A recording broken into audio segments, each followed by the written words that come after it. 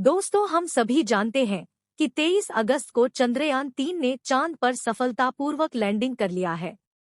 लेकिन चंद्रयान 3 का मिशन यहीं से खत्म नहीं होता है। यहाँ से मिशन की शुरुआत होती है। इसरो के वैज्ञानिकों ने चंद्रयान 3 मिशन को 3 हिस्सों में बांटा है। पहला, चंद्रयान 3 को सफलतापूर्वक चांद पर लैंडिंग करना। दूसरा, विक्रम कैलेंडर से निकलकर प्रज्ञान रोवर को चांद की सतह पर चलाकर दिखाना। तीसरा, वैज्ञानिक परीक्षण करना, जिसकी शुरुआत हो चुकी है। ऐसे में हमारे मन में कई सवाल उठते हैं। क्या चांद पर इंसानों की बस्ती बस सकती है? चांद पर कैसे बसेगी इंसानों की बस्ती? चांद पर बसे शहर का नजारा कैसा दिखेगा? क्या चांद के जमीन पर भी धरती के जैसी फसल लहराएगी? क्या चांद की धरती पर खेती मुमकिन है? विज्ञान कहता है कि चांद पर अभी इंसानों के रहने लायक वातावरण नहीं है। लेकिन नासा का कहना है कि आने वाले समय में चांद की धरती को इंसानों के रहने लायक बनाया जा सकता है। लेकिन दावे के मुताबिक चांद पर बसने वाली बस्ती सस्ती नहीं होगी। अंतरिक्ष में चंद्रमा धरती का सबसे पड़ोसी मित्र है। पिछले 6 दशकों में इंसानों ने 100 से भी अधिक मिशन को अंजाम दिया है। लेकिन ज्यादातर मिशन को कामयाबी नहीं मिली। इन मिशनों ने चांद को सबसे ज्यादा पूजने वाला स्थान बना दिया है। लेकिन अब चांद पर जीवन की तलाश हो रही है। दावा किया जाता है कि चांद की मिट्टी में कई तरह के खनिज हैं। चांद की मिट्टी में पानी होने की भी संभावना है, जो कि वैज्ञानिकों को चांद पर बस्ती बसाने की संभावना को बढ़ा सकती है।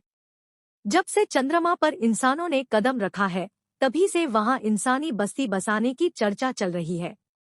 1972 से अभी तक 51 सालों में कई मिशन भेजे गए और उससे जो जानकारी हासिल हुई उसके बाद से आप चांद पर मानव बस्ती बसाने का सपना जल्द आसान हो सकता है। लेकिन यह बहुत अधिक खर्चीला भी हो सकता है, क्योंकि अगर चंद्रमा पर कॉलोनी शुरू करने के लिए धरती से सामान भेजा जाए तो यह बहुत ही महंगा होगा। एक अनुमान के मुताबिक 100 लोगों के लिए जरूरी सामान भेजने के लिए 1.25 लाख करोड़ तक खर्चा आएगा। ऐसे में अगर चांद पर इंसानों के रहने लायक बस्ती बसानी है तो सबसे पहले रोटी, कपड़ा, मकान जैसी बुनियादी जरूरत को पूरा करना होगा, जिसमें सांस लेने के लिए हवा, पीने के लिए पानी, पेट भरने के लिए खाना, हवा के दबाव से लैस रहने लायक छत और रोशनी के लिए बिजली जरूरी है। दावा है कि इनमें से ज्यादातर जरूरत को चांद से ही पूरा किया जा सकता है। चंद्रयान 1 की खोज की मदद से चांद पर पानी की पुष्टि हो चुकी है।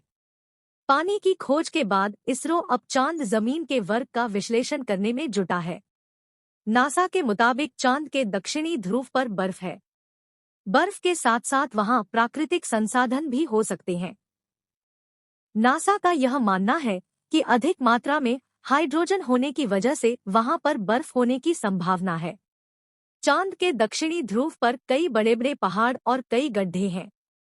ज्यादातर गड्ढे ऐसे हैं जहां अरबों साल से अंधेरा है। अमेरिका के नासा के मुताबिक उन अंधेरों के बीच यहां बर्फ का जमाव हो सकता है।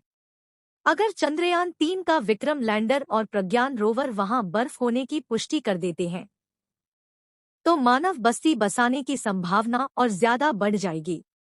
चांद की छाया में रहने वाले हिस्सों में पानी के संकेत मिल चुके हैं। वैज्ञानिकों को चांद के उसे हिस्से में भी पानी होने की सुराग मिले हैं जहां सूर्य का सीधा प्रकाश पड़ता है।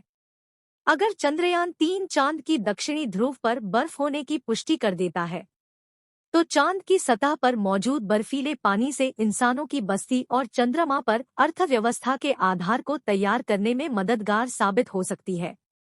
आइए रसायन विज्ञान की भाषा में समझ लेते हैं कि यह कैसे मुमकिन हो सकता है।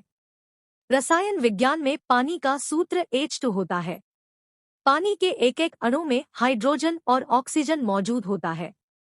पानी के एक अणु को हाइड्रोजन और ऑक्सीजन में तोड़ा जा सकता है, यानी पानी की मौजूदगी में चांद पर सांस लेने के लिए ऑक्सीजन बनाना आसान है। वही पानी से हाइड्रोजन और ऑक्सीजन को अलग करके ईंधन के तौर पर इस्तेमाल किया जा सकता है। साथ ही साथ पानी से चांद पर बिजली भी तैयार की जा सकती है। साथ ही चांद पर मौजूद पानी कई समस्याओं का समाधान हो सकता है। पानी के इस्तेमाल से सिंचाई के लिए खेती का काम भी आसान किया जा सकता है, क्योंकि चांद पर इंसानों की बस्ती को लेकर रिसर्च कर रहे वैज्ञानिकों को तब बड़ी कामयाबी मिली थी जब चांद पर पौधे उगाए गए थे। अपोलो 11 मिशन के दौरान करीब 22 किलो सामान चंद्रमा से लाया गया था। इसमें तकरीबन 50 चांद के चट्टानों के टुकड़े और चांद की मिट्टी शामिल थी। शोधकर्ताओं को इस बात का तब बिल्कुल भी अंदाजा नहीं था कि चांद की धूल भरी मिट्टी में कुछ उगाया भी जा सकता है। उन्होंने इसे प्रयोग के तौर पर किया कि अगर अगली पीढ़ी में चांद पर बस्ती बसाना है तो वहां कुछ उगाया जा सकता है या नहीं, और जो नतीजा सामने आया उसे तो वैज्ञानिक चौंक गए। ऐसे में अगर चांद की दक्षिणी ध्रुव पर पर्याप्त मात्रा में पानी नहीं मिलता है तो चांद पर बस्ती बसाने का सपना अधूरा ही रह सकता है। यानी चंद्रमा पर सस्ती बस्ती बसाने में चंद्रयान-3 बहुत बड़ा योगदान निभाने वाला है, जिसकी शुरुआत भारत के धमाकेदार दस्तक के साथ हो चुकी है। तो अब हमें चंद्रयान-3 ही बताएगा कि चंद्रमा पर पानी है या नहीं, चांद पर इंसानों की बस्ती बसाई जा सकती है या नहीं। दोस्तों, आप लोगों को क्या लगता है कि चांद पर इंसानों की बस्ती बसाई जा सकती है? आप लोग चांद पर रहना चाहते हैं? कमेंट बॉक्स में अपनी राय जरूर बताएं। और अगर आपको यह वीडियो अच्छा लगा हो तो लाइक करें और अपने दोस्तों के साथ शेयर करें ताकि वह भी चंद्रमा पर जीवन बिताने के बारे में सोच सके। और हमारे इस चैनल को सब्सक्राइब जरूर करें ताकि इसी तरह चंद्रयान-3 और चंद्रमा से जुड़ी जानकारी हम आप तक पहुंच सके। और बेल आइकन को दबाना ना भूलें।